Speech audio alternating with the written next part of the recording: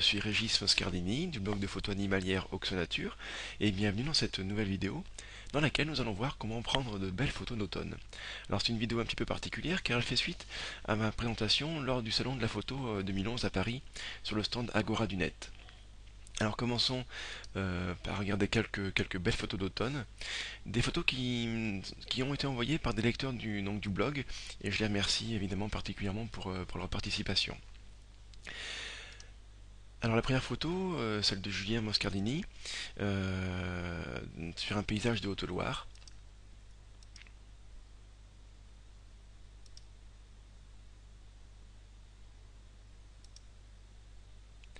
Celle-ci est celle de Cathy Laurent, avec un feuillage de platane.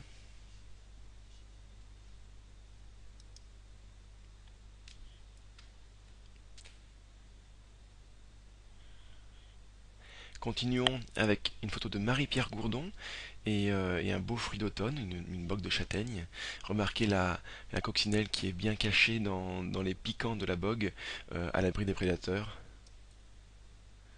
Ici, c'est une photo de Liliane Brizard et son champignon de Côte d'Or, dont je ne connais pas le nom. Peut-être que si Liliane regarde cette vidéo, elle pourrait mettre un commentaire en dessous de celle-ci.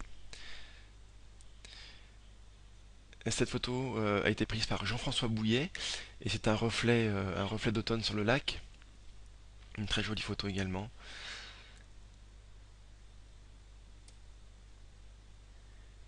Celle-ci est l'œuvre de Philippe Chaban avec ses feuilles rouges sur fond noir. On voit bien le contraste entre les feuilles rouges d'automne et puis le fond noir qui les met en valeur. Cette photo est celle de Kilim avec son joli pseudo et ce joli chemin sous les couleurs d'automne vers la brume.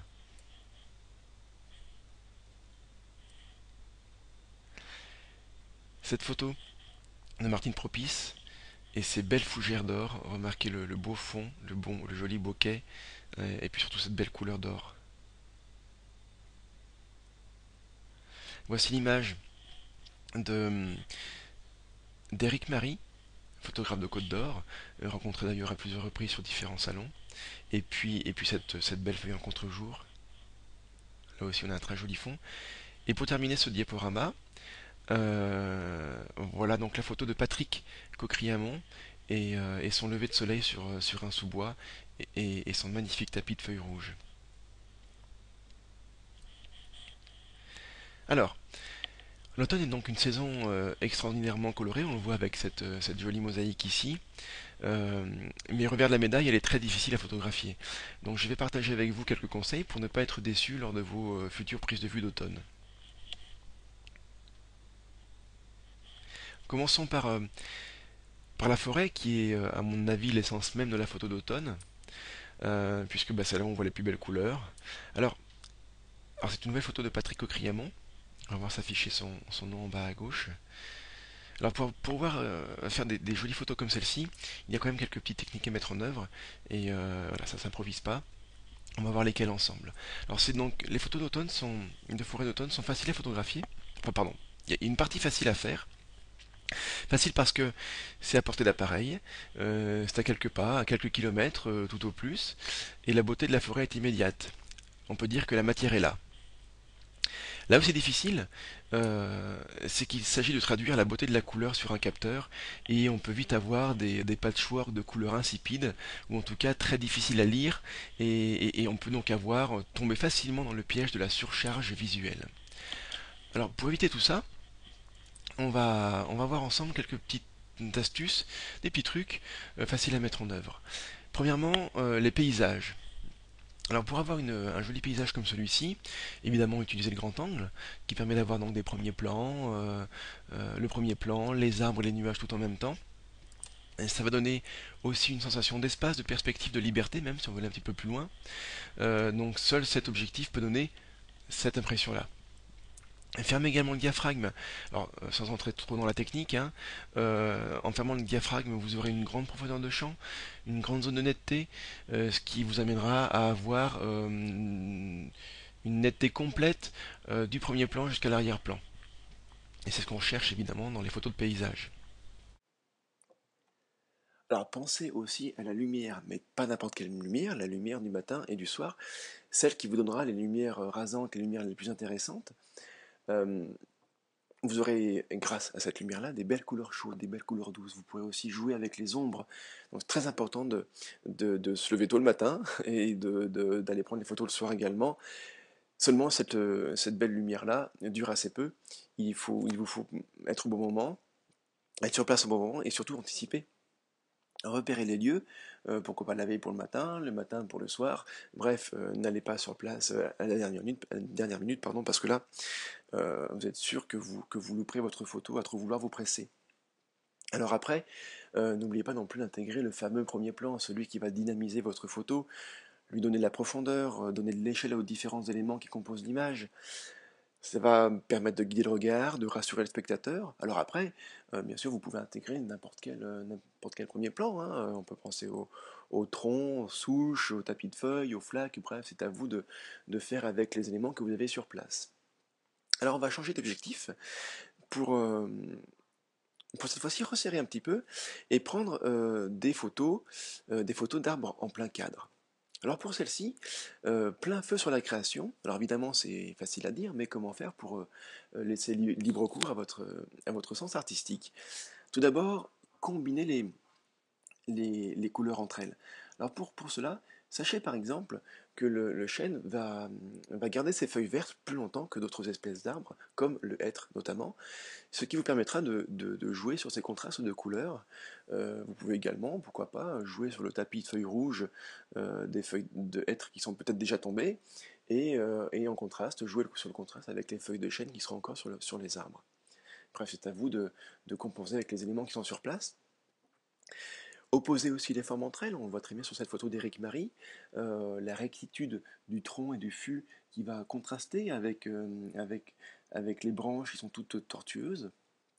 Vous allez également forcer les contrastes, donc ne pas hésiter à forcer sur les contrastes, notamment les contrastes de lumière. Remarquez le fût qui est assez sombre, alors pas complètement bouché parce qu'on arrive encore à distinguer des détails, mais donc le fût sombre va contraster avec les hautes lumières du ciel. Alors pour éviter d'avoir une surexposition ou une sous-exposition, faites la mesure de lumière sur les hautes lumières. Alors, quitte après à faire une correction d'exposition pour être sûr d'avoir une mesure de lumière correcte, alors avec le numérique, hein, faites des essais évidemment, d'où l'intérêt d'arriver sur place avant pour faire des essais. N'hésitez pas à faire la mesure de la lumière sur les hautes lumières.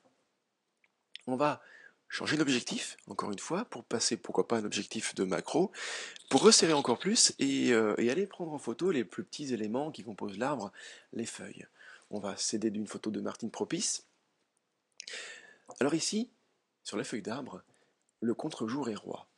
Privilégier évidemment les lumières, la lumière qui va arriver par l'arrière pour donner du détail, beaucoup de détails sur quoi? Alors sur, par exemple, les lignes de la feuille. Alors pour les lignes, on a les nervures, on les voit bien sur cette photo-là, mais on a également la découpe de la feuille.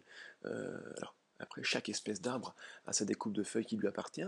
Pourquoi pas? Bon, ici, on peut très bien se jouer sur les découpes de chêne avec les lobes qui sont tout en arrondi. Ici, c'est un petit peu plus piquant. Donc à vous de jouer sur des espèces qui vous conviennent. Donc voilà les nervures et puis les dentelures hein, qui vont être très graphiques. Variez également les supports. Le support qu'a choisi ici Martine est un support de fabrication humaine, un support artificiel qui va avec ce gris là, hein, ce gris acier qui va contraster avec la couleur de la feuille, ce qui donne justement ce contraste très intéressant. Mais vous avez d'autres supports, vous avez l'eau par exemple, vous avez également eh bien, des pierres qui vont aussi, pourquoi pas, avoir un ton de gris qui va me permettre d'avoir une association intéressante de couleurs. Donc jouer évidemment sur ces supports euh, pour les feuilles. Alors, vous aurez remarqué que chacune des photos qu'on a regardées jusqu'à présent ont toujours ont toujours des éléments communs entre elles. Alors, c'est ce que moi j'ai appelé les passages obligés, auxquels vous ne pourrez pas vous soustraire pour réussir vos photos d'automne. On va voir lesquels ensemble.